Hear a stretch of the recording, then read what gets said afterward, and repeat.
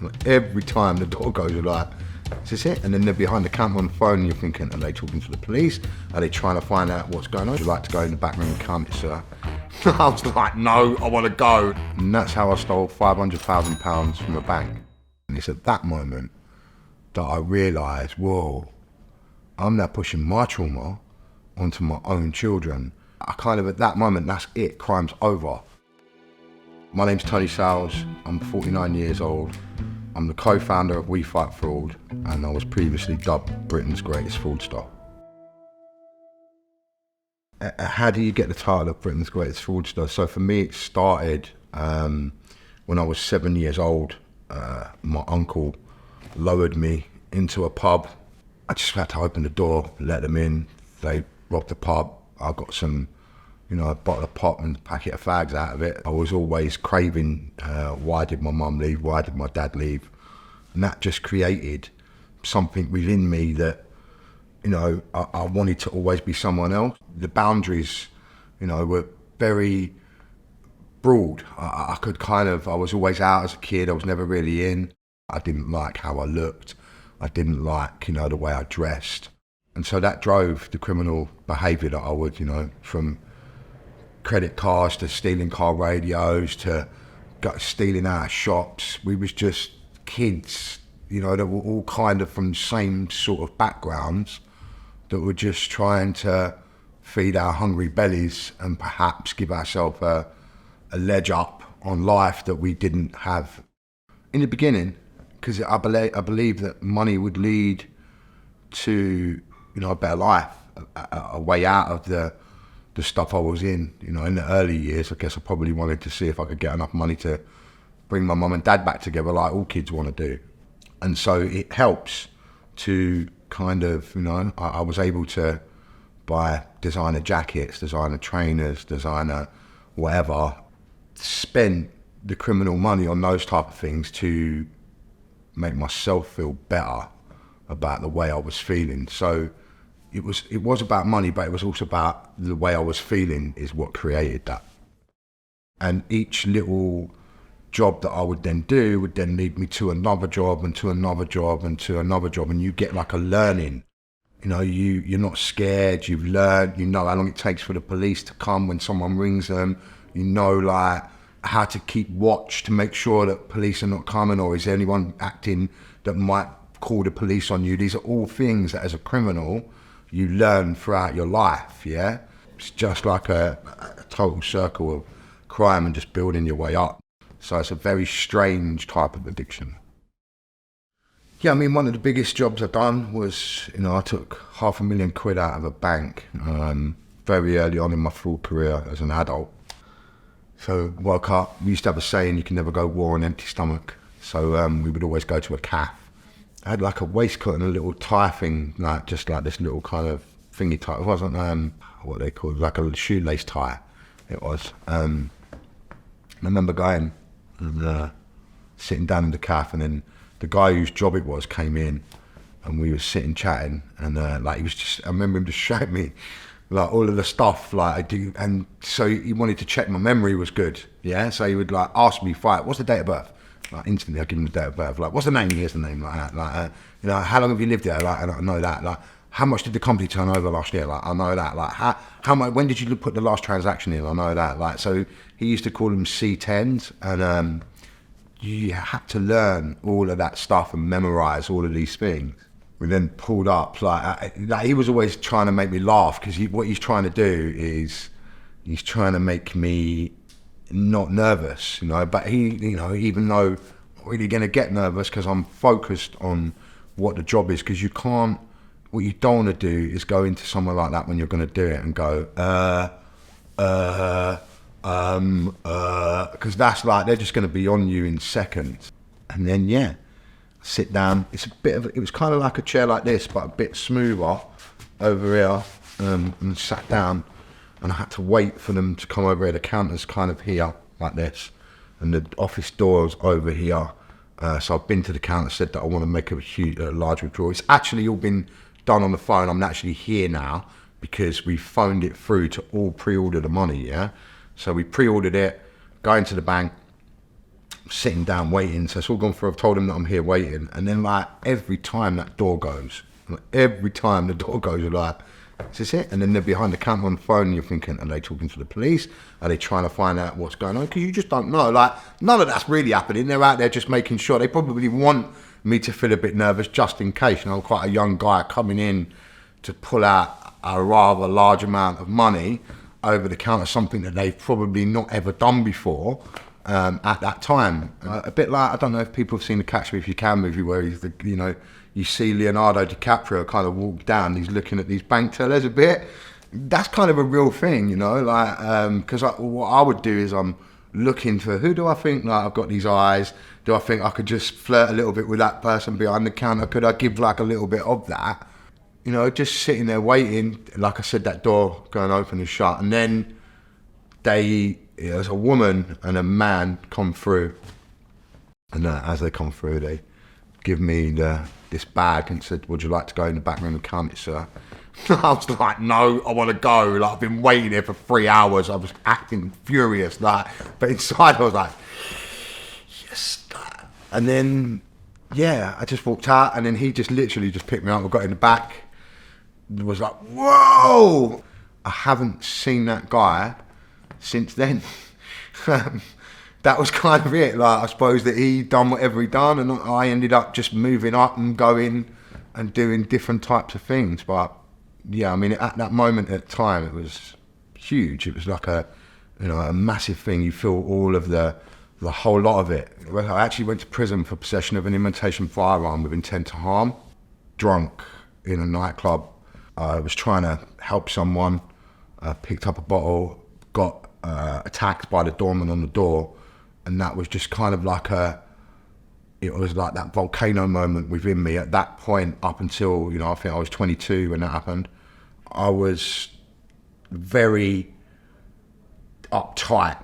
You know, I've got a lot of anger in me because of what's happened to me as a child. I was sexually abused.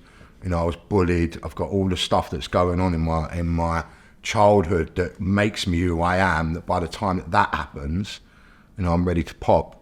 And once they attacked me and throw me out, and then I got slapped. I had a fake gun in the car that I thought was real, and I went back and just wanted to. My ego was just obviously out of control, and I just pulled the gun out. I started firing, and before you know it, the police were on me, arrested me at the scene, and that was like a realization moment. You know, like that my life is going to be like this if I continue to do this. You know, what's next? Where am I going with this? And I guess that whole moment going to jail from it just took violence out of me, really. Because I realised, you know, at that point, I realised that I don't really want to go down that route because I'm going to be seen. You know, up until we've always been undercover and not outward in that way. I come out of that sentence and then I get into total stealing identities. I didn't even realise what was victims in this stuff, really. I'm thinking that the banks were going to all pay this stuff back and no one's really going to be a victim of this. It's a nothing crime is what I was thinking at the time, but it's not like that. And I now know differently to what I knew then. And so I just went on, I suppose you would call it a rampage of fraud for quite a long time. You know, committing hundreds and hundreds and hundreds of identity thefts. When we was arrested, eventually, you know, there was like 100 driving licenses in the cars that we were using. There was there's all different types of paraphernalia, you know, fake driving licenses that we'd made, fake debit and credit cards, fake utility bills, all this stuff. After we'd been arrested, the police officer comes to see me in the cell and she says, so I didn't realise that they have to go away and have to get like all these reports of the victims. Yeah, to say, was this you? Was you this person? And then the person has to go, no. So there was someone that we'd stolen a dead person's identity. The police officer come down and had a right go at us about it and was like, you know, really telling us off. And I didn't realise that until I was kind of like, what, the daughter was upstairs crying her eyes out because we'd stolen her dad's identity. And that kind of made me go, whoa, like, what is this? Like, I've not even thought about the victims in this. And that's the first realisation that I'd get that, you know, up until that point, I've looked at all these driving licenses, they've got my picture on me, or they've got my mate's picture on them.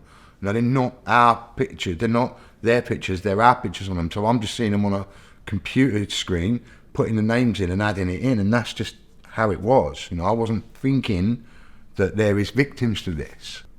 Once I'd gone through that bit, you know, I then jumped bail. My wife was pregnant at the time with my daughter. I didn't want to miss the bonding period with my daughter. I decided that I was going to jump bail and go on the run. And I did, you know, and that whole process of being on the run, as a human, it changes you. If you're driving and police come behind you, you know, at any moment, I can be taken away from my family. Who didn't know anything. You know, I was on the run for 6 years. I stayed on the run, and my wife and the kids didn't know anything about it. People always say to me, she must have known something. She must have known a little bit. I was a fraudster. Like, I was good at what I do. If I can convince my wife all the time, you know, I was a good fraudster. She didn't know anything because I didn't want her to know anything. And by knowing something, she might have been at risk. You know, eventually I was caught. I get caught in a petrol garage in Essex. I go to see a friend. The police are suspicious of me instantly as I walk into the petrol garage. And, you know, I come out again. I've got a fake name that I'm using, that I've used multiple times. I've been stopped previously before I actually get stopped and arrested. And they say there's 2 warrants out for this name, of which I was really surprised at because, like I said, I've already given this name previously to police. They arrested me at the scene. You know, they remand me in custody, and then I get a prison sentence at the end of it. So that was for conspiracy to defraud. It's during that prison sentence, you know, after my wife finding out and eventually coming to talk to me, you know, it took her 3 months for her to come and see me. She comes and visits me on the visit. As she walks in the visiting hall, she's got my son, Zach, yeah, she's holding his hand. And as she walks in, I can see that he's crying, like, you know, the other 2 are upset as well, but like he's just crying, like she's got 3 of them with her. I'm like, what's up with him? And she goes, what do you think what's up with him? You're in prison. Again, like, what do you think's up with him? Of course he's going to be upset. And it's at that moment that I realised, whoa, I'm now pushing my trauma onto my own children. And that's going to be a circle again that's just going to continue this crazy circle of crime. If it's only me that can change this moment right now. And so I kind of, at that moment, that's it, crime's over. I go back to the wing, and like, I had a friend, Dennis, that you know, I was talking to at the time, and I said, look, I want to get into fraud prevention. Like, everyone kind of laughed at me a little bit when I said it, but to me it was like a natural migration. You know, I wanted to make the kids proud, and did I have an opportunity to be able to do that? You know, so I served out the rest of the prison sentence, came out, I got a job, just working in a supermarket. I actually felt that this was the first time I was going to use all of what was happening to me to actually make a difference. Like, I was going to really try. And so, you know, I did. And I started building a presentation in the background about fraud and about how hacking was happening and what hacking looked like, because it was quite new then. It was a very new thing. It was a journey to come out of jail and want to change your life around and go against the grain, go against all the, you know, the criminal life that I've grown up in. I've had death threats, get them continuously. Some people, I guess I'm like Marmite, you either like me or you hate me. Older people getting robbed and scammed out of their money is disgusting. You know, I don't like it. I want to try and help back against that sort of stuff. You know, I've been part of it in the beginning. I don't want to ever like see stuff like that happening, you know? It's horrible. So that drives me every day, you know, making the younger generations understand the risks that they face, you know, by getting involved in crime, by just doing a crime once, what that can lead to. Getting bullied creates, you know, a low self-esteem, and that low self-esteem leads on to me committing crime. It's just evolution within a person. As a child, I would go and see psychologists because they knew that something was not right. But when that happens, as a kid, I don't want to tell the psychologist because I'm quite switched on even then. Like, what? I don't want to go into a children's home. I don't want to go to Intercare. What if I tell them that when I'm staying with my mum, this guy's beating the crap out of her? Like, what do you think's going to happen? And when you're aware of that, you're hiding it all. You're not actually being honest with those people because why would I want that, you know? And so if I could say to my old self, you know, I'd say listen sometimes to what is being said instead of trying to hide what's actually going on. I didn't want to talk about things, you know.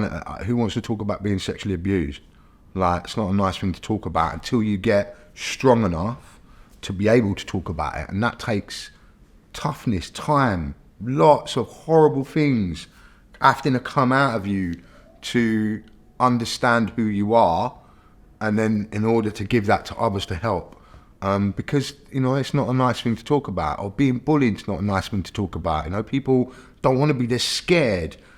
That's who made me who I was. And all of these things are what make the criminal society that we have today. You know, in order to make it better, we've got to understand much more what creates criminals, you know, what actually makes a criminal, what actually is it that's going on there, because it's not what most people think it is, of just greed and not caring about things. There's lots of things emotionally that go on within that, and unless we start looking at that and talking to the younger generations and understanding how it is for them, you know, actually understanding how they feel in their environment.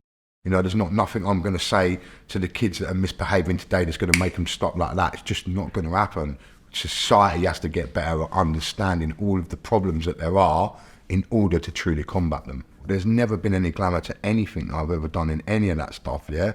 It was all just to cover up my selfish ego and to just, you know, just try and be someone different when all I ever really had to be was me.